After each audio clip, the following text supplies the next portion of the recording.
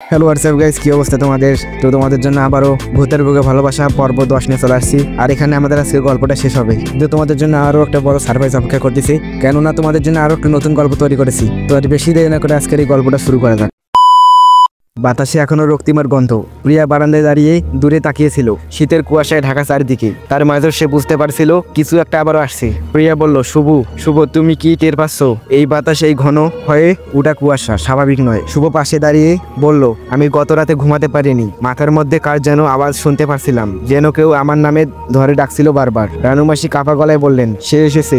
আমি ভেবেছিলাম ছায়া শেষ, কিন্তু ছায়া কখনো মরে না, রূপ বদলায়। শুভ অবাক হয়ে বলল, মানে রক্তিমা তো? রানুমাসি বললেন, রক্তিমার পতনের আগেই তার ছায়া এক অনন্ত জাগিয়ে তুলেছে। তার নাম হাবিদরা। রানুমাসি তাদের নিয়ে গেলেন পুরনো কাঠের বাক্সের কাছে।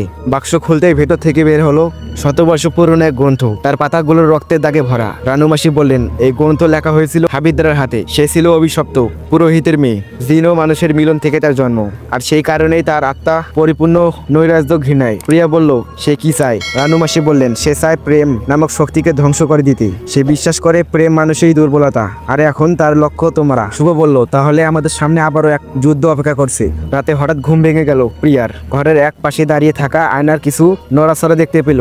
ধীরে ধীরে সে উঠল। প্রিয়া ফিসফিস করে বলল, কে ওখানে? হঠাৎ আয়নার মধ্যে নিজেকেই দেখতে পেল। সে কিন্তু চোখ দুটো লাল, ঠোঁট বাঁকা, হাসিতে বাঁকানো। আর সেই প্রতিবিম্ব বলল, আমি তোর ছায়া না, আমি তোর বিকৃতি, আমি সেই যার নাম কেউ নিতে চায় না, হাবিদরা। প্রিয়া চিৎকার করে উঠল। শুভ দৌড়ে ঘরে এসে বলল, প্রিয়া কি হয়েছে? প্রিয়া কাঁপতে কাঁপতে বলল, সে আমার মধ্যে ঢুকতে চায় শুভ, আয়নার ভেতর থেকে আমাকে টানছে। শুভ বলল, তাহলে আমাদের নতুন লড়াই শুরু হয়েছে। অন্ধকারের বনে এবার ছায়া আর নিঃশব্দ নয়, গাছে নিজেদের মধ্যে ফিসফিস করছে। প্রাণীরা উধাও, বাতাসে ছড়িয়ে পড়ছে ঘামে ভেজা পচা মাংসের গন্ধ। রানুমাসি বললেন, হাবিদরা এবার প্রতিশোধ নিতে এসেছে। রক্তিমার ব্যর্থতার তার লক্ষ্য এখন শুধু প্রিয়া নয়, শুভ বলল, আমার মধ্যে আগুনের যে শক্তি ছিল তা তো এখন নিভে গেছে। আমি এখন আর আগের মতো শক্তিশালী না। রানুমাসি বললেন, তুমি আগুন নও শুভ, তুমি এখন প্রেমের প্রতীক, আর সেই শক্তি হাবিদার চোখে সবচেয়ে বড় অপমান। প্রিয়া বলল, আমরা কি কিছু করতে পারি?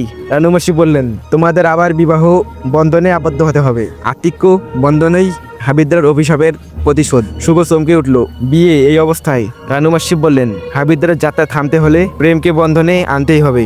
এই রাতেই, গভীর রাতে রানুমাসি তৈরি করলেন অভিশপ্ত মগুফ। চারপাশে জ্বলছে বিশেষ ধূপ, আগুনের বদলে তামার প্রদীপ। মাটিতে আঁকা হলো প্রাচীন মন্ত্রচক্র। শুভ বলল, প্রিয়া তুমি কি তৈরি? প্রিয়া বলল, তুমি পাশে থাকলে আমি সব যুদ্ধ জিততে পারি।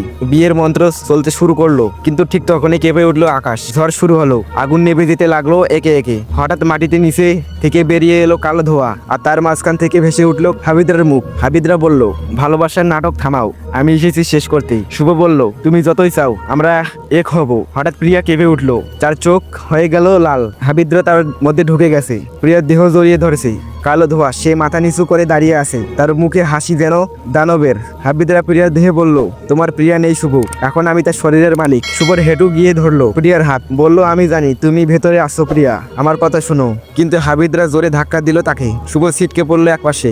রানুমাসি মন্ত্র পড়তে লাগলো, কিন্তু কিছুতেই কাজ হচ্ছিল না। শুভ নিজের রক্তে নিজের নাম লিখে ছুড়ে দিল বাতাসে। বলল, আমার রক্তের শেষ বিন্দু পর্যন্ত তোমাকে ফিরিয়ে আনবো প্রিয়া। এক মুহূর্তে প্রিয়ার চোখে পলক কাঁপলো। রক্তে স্পর্শ করলো প্রিয়ার গাল। এক মুহূর্তের জন্য তার চোখের মধ্যে জ্বলে উঠলো সোনালি আলো। হাবিদরা গর্জন করে উঠলো, না, আমার অভিশাপ, আমার অধিকার। শুভ বলল, আমাদের ভালোবাসা অভিশাপ নয়, এটা প্রতিজ্ঞা, মৃত্যুর পরে এক থাকার। প্রিয়া ধীরে ধীরে বলল, শুভ, আমি ফিরছি। হাবিদরা চিৎকার করে উঠলো, তোমরা আমাকে হারাতে পারবে না। তখনই রানুমাসি ছুড়ে দিলেন তামার ছাপানো বিষ্ণু মুদ্রা। আলো ছড়িয়ে পড়লো, আর হাবিদরা ছায়া ছিঁড়ে ছিঁড়ে পড়তে লাগলো। হাবিদরা গর্জন করে বলল, তোমরা আমাকে জয় করেছো আজ, কিন্তু প্রেমের প্রতিটা বিন্দুতে আমি অপেক্ষা করি। সে মিলিয়ে গেল বাতাসে। শুভ আর প্রিয়া দাঁড়িয়ে রইল একে অপরের মুখোমুখি। চারিদিকে আবার আলো ফিরছে, পাখির ডাক শোনা যাচ্ছে। রানুমাসি হাসলেন, তোমরা সত্যিকারের বন্ধনে আবদ্ধ হয়েছো আজ, এখন কেউ তোমাদের আলাদা করতে পারবে না। শুভ বলল, তবে হাবিদার ছায়া আমাদের ছেড়ে যাবে না, তাই তো? রানুমাসি বললেন, না, কারণ ছায়া আলোকে ভালোবাসে না, কিন্তু আলো ছায়াকে দূর করতে জানে। প্রিয়া বলল, তবে আসুক যত ছায়া, আমরা রয়ে যাবো একে অপরের পাশে। শুভ হাত ধরলো প্রিয়ার, বলল, সবকিছুর পরেও ভূতের বুকে ভালোবাসা থাকে। দূর থেকে দেখা গেল এক ছায়ার কুটির। সেখানে এক বৃদ্ধা মোমবাতি জ্বালিয়ে হাসছে। বৃদ্ধা ফিসফিস করে বলল, প্রেম জিতেছে আজ, কিন্তু আগামীকাল তাদের বুকেই আবার বসবে ছায়া। গভীর রাত, বারান্দার ঘড়িতে তখন ঠিক 3টা। প্রিয়া ঘুম থেকে উঠে হঠাৎ অনুভব করলো কারো দৃষ্টি তার ঘাড়ের পেছনে। ধীরে ধীরে ঘুরে তাকালো সে, কিন্তু কেউ নেই। প্রিয়া বলল, শুভ তুমি কি জেগে আছো? শুভ পাশ থেকে উঠে বলল, না, কি হয়েছে? প্রিয়া বলল, মনে হচ্ছে কেউ আমাদের দেখছে। শুভ জানালার দিকে তাকিয়ে বলল, এই কুয়াশার মধ্যে আজ রাতটা যেন অন্যরকম লাগছে। ঠিক তখনই জানালার কাছে আছরের শব্দ, যেন কেউ নখ দিয়ে টান দিচ্ছে। শুভ দৌড়ে জানালার কাছে গেল। কাছের গায়ে একটা ছায়ামূর্তি দাঁড়িয়ে, মুখ ঢাকা, চোখ দুটো দলদল করছে। প্রিয়া পিছিয়ে এসে বলল, ওইটা কি হাবিদরা?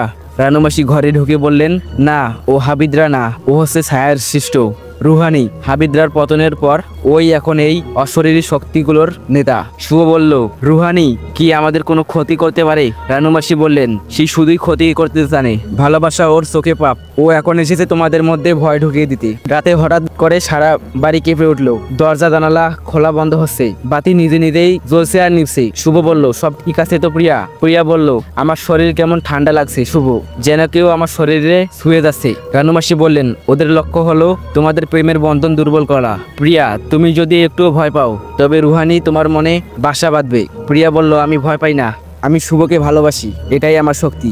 তখনই প্রিয়ার কানের কাছে কেউ ফিসফিস করে বলল, ভালোবাসা নাকি মৃত্যু? শুভ আর প্রিয়া এক পুরনো আলমারির ডয়ার ঘাটছিল। হঠাৎ একটা ফাইল পেল তারা। তার মধ্যে আছে এক মেডিকেল রিপোর্ট, যেখানে প্রিয়ার নাম লেখা, কিন্তু তার জন্ম তারিখ 10 বছর আগের। শুভ অবাক হয়ে বলল, তোমার জন্ম 10 বছর আগে? এটা কিভাবে সম্ভব? প্রিয়া বলল, এটা কোনো ভুলেও হতে পারে না, আমি তো এখন 22 বছরের। তখনই রানুমাসি এসে বললেন, কারণ তুমি জন্মেছিলে অন্ধকার থেকে। তোমার মা একবার জিনের জগতে গিয়েছিল আর সেখান থেকেই এসেছো তুমি। প্রিয়া ফেলফেল করে তাকিয়ে বলল, মানে আমি কি মানুষ না? রানুমাসি বললেন, তুমি অর্ধেক মানুষ অর্ধেক ছায়া, এই কারণেই রুহানি তোমাকে টানছে। রাতে রানুমাসি তৈরি করলেন এক প্রাচীন মন্ত্রচক্র, আর তার মধ্যে দাঁড়াতে হলো শুভ আর প্রিয়াকে। রানুমাসি বললেন, এই মন্ত্রচক্রে দাঁড়িয়ে যদি কেউ একে অপরকে দিকে সত্যিকারের প্রেম নিয়ে তাকাতে পারে তবে ছায়া ঢুকতে পারবে না। শুভ বলল, প্রিয়া আমার চোখে তাকাও। প্রিয়া তাকালো শুভর চোখে, কিন্তু হঠাৎ তার চোখে আবারও লাল আভা, যেন রুহানি তার মনের ভিতরে ঢুকে গেছে। শুভ বলল, তোমার চোখ লাল হয়ে যাচ্ছে। না, আমি ওকে জয় করতে চাই, আমার প্রেম শক্তিশালী। রুহানি কণ্ঠ শোনা গেল বাতাসে, ভালোবাসা বলে কিছু নেই, সবই মিথ্যা। কিন্তু সেই মুহূর্তে প্রিয়া হেসে বলল, ভালোবাসা মিথ্যা হলেও শুভ এখন পাশে থাকতো না। রুহানি কণ্ঠ মিলিয়ে গেল। 3 দিন কেটে গেছে, কিন্তু সেই রাত হঠাৎ আবার বাড়ি থেকে উধাও হয়ে গেল রানুমাসি। শুভ বলল, মাসি কোথায় গেলেন? রক্তের দাগ নিয়ে বারান্দা থেকে শুরু করে পিছনের বাগান পর্যন্ত টেনে নিয়ে গেল তারা। সেখানে একটা পুরনো কুয়া, আর তার পাশেই লেখা, তোমাদের বিশ্বাস শেষ করব ওর জীবন নিয়ে। প্রিয়া কাঁদতে কাঁদতে বলল, আমার মাসিকে বাঁচাতে পারবো তো? শুভ বলল, আমরা একসাথে থাকলে যে কারো ছায়া জয় করতে পারবো। তবে কুয়ার ভেতরে থেকে হঠাৎ করে বেরিয়ে এলো এক হাত, রানুমাসির রক্তে ভেজা। হঠাৎ আকাশে কালো হয়ে এলো, চারিদিকে কুয়াশায় ভরে গেল, আর সেই কুয়াশা ফুরে চলে গেল এক আগুনের রথ। তার ভেতর থেকে নামলো এক পুরুষ, জিনদের রাজা জালিম। শুভ বলল, আপনি কে? জালিম বলল, আমি জালিম, আগুনের জিন, রুহানির চিরশত্রু। প্রিয়ার রক্তে আমার বংশের স্পর্শ আছে, তাই আমি এসেছি ওকে রক্ষা করতে। প্রিয়া বলল, তবে কিভাবে রুহানিকে থামাবো? জালিম বলল, তোমার হৃদয় থেকে আমি তৈরি করব আলোক বিন্দু, ওটাই রুহানিকে শেষ করতে পারবে। শুভ বলল, আমি কিছু করতে পারি? জালিম বলল, তোমার প্রেমই আমার শক্তির উৎস, তোমরা একসাথে থাকলে ছায়া ভয় পায়। রাতে রুহানি আবার এলো। এবার আর ছায়া নয়, সে পূর্ণ দেহের রক্ত রূপে হাজির হলো। তার চারপাশে উঠছে কাক, বাতাসে ছড়িয়ে পড়ছে মরা মাংসের গন্ধ। রুহানি গর্জন করে বলল, তোমাদের প্রেম শেষ করব আজ, প্রিয়াকে নিয়ে যাব ছায়ার জগতে। শুভ বলল, তোমার চোখে প্রেম দুর্বলতা, আর আমাদের কাছে প্রেম অস্ত্র। জালিম এক আলোক বিন্দু ছুড়ে দিল রুহানির দিকে, কিন্তু রুহানি সেটা গিলে ফেললো। জালিম চিৎকার করে বলল, না, সে অভিশপ্ত আলোকে খেয়ে ফেলতে শিখেছে। প্রিয়া বলল, তাহলে আমাকে তার মুখোমুখি হতেই হবে, আমার প্রেমই হবে আমার ঢাল। প্রিয়া এগিয়ে গেল রুহানির সামনে, বলল, আমার প্রেম যদি সত্যি থাকে তবে তুমি এখানে শেষ হয়ে যাবে। সে নিজের হাত কেটে রক্ত বের করলো আর মন্ত্র বলল, প্রেম আমার অস্ত্র, আত্মা আমার ঢাল, রুহানি হোক বিলীন, ছায়া হোক কাল।